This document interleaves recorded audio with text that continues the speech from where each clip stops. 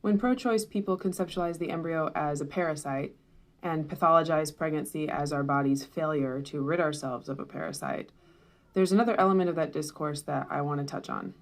And that is how this kind of framing affects people who have experienced pregnancy loss. I have miscarried 2 children. I grieved them deeply. I still grieve them. And when it happened, I joined pregnancy loss groups and I talked with a lot of people I know who had also miscarried their children. And it quickly became clear that one of the running themes of pregnancy loss, in addition to grief, is feeling stupid.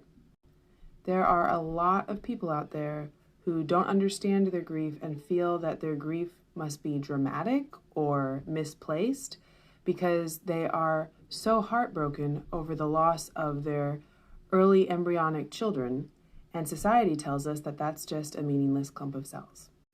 But the parasite narrative is even worse, because instead of it just being this amorphous clump of cells that there's no particular reason to feel any particular attachment to, the embryo is actually our enemy.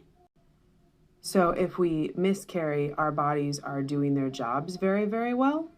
I can hardly underscore how unbelievably ignorant and destructive that narrative is for people who are struggling with pregnancy loss or with infertility.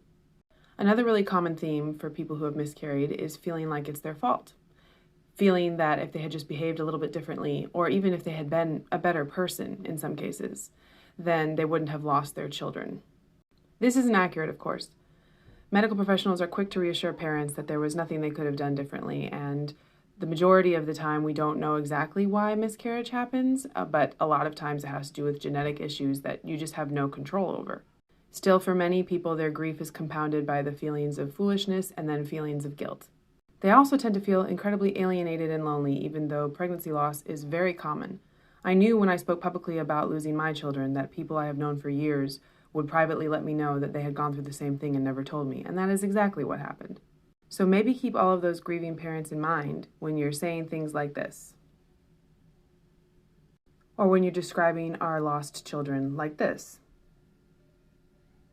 or when you're acting as if the deaths of our children mean we are victorious in battle. Biologically speaking, embryos are not parasites. But in addition to being scientifically inaccurate, the narrative is very harmful for a lot of people trying to process the children that they've lost. There are some decent pro-choice arguments, but this isn't one of them. Also, if you want to hear more about the scientific illiteracy, I did a video called No, Embryos Aren't Parasites, and you can find it on our channel. You can also read about some of the research on how people process miscarriage here on our blog.